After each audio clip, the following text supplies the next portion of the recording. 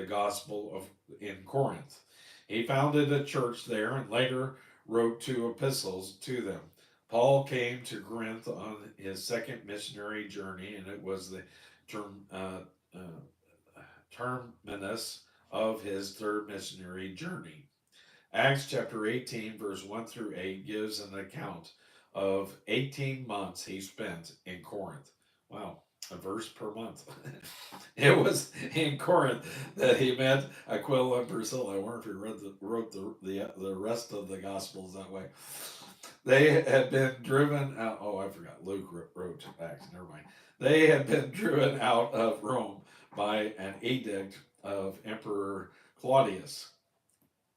Suetonius writes that this edict was issued because of tumults raised by the Jews who were persecuting their Christian brethren. When Paul first came to Corinth, he preached in the synagogue. As usual, a riot was the result. Paul usually had a riot, revolution, and a revival wherever he went. Corinth was no exception. On Paul's third journey, he spent a long period of time in Ephesus. It was in Ephesus that he did some of his outstanding work as a missionary. Probably that area was more thoroughly evangelized than any other. However, this caused the Corinthians to become disturbed. They were baby Christians. Uh, uh, they were urging Paul to come to them. Apparently, Paul wrote them a letter to correct some of the errors that had come into that church. They, in turn, wrote to Paul asking questions that they wanted answered about political issues, religion, domestic problems, heathenism, and uh, morality. Paul answered them and responded to more reports than were brought to him.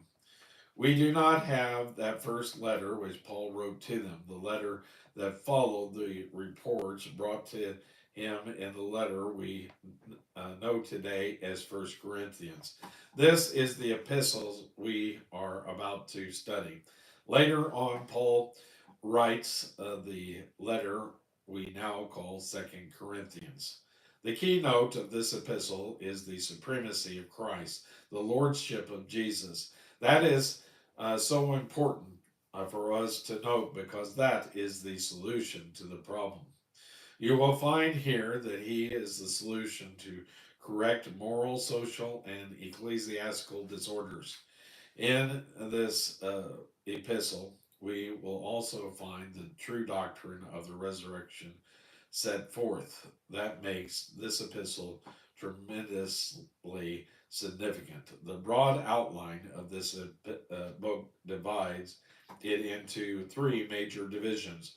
The salutation and thanksgiving is number one, chapter 1, verse 1 through 9. Carnality, chapter 1, verse 10 through chapter 11, verse 34, the condition in the Corinthian church. Spiritualities, chapter 12 through 16, which is spiritual gifts. The spiritualities are far more important than the carnalities. I think we need to recognize that over 1900 years ago, the church in Corinth was beset with problems. They had lost sight of the main objective and they had gotten away from the person of Christ. As a consequence, they were overwhelmed with these problems. Our contemporary church is likewise beset with problems. It is uh, almost shocking to discover that the problems of the church today are the same as they were in Corinth over 1900 years ago. I believe that the real problem today is that we have lost sight of the centrality of Christ crucified. We have lost sight of the lordship of Christ. That was the problem then, and it is still the problem now. Our study of this epistle should be a relevant and permanent study for us. And so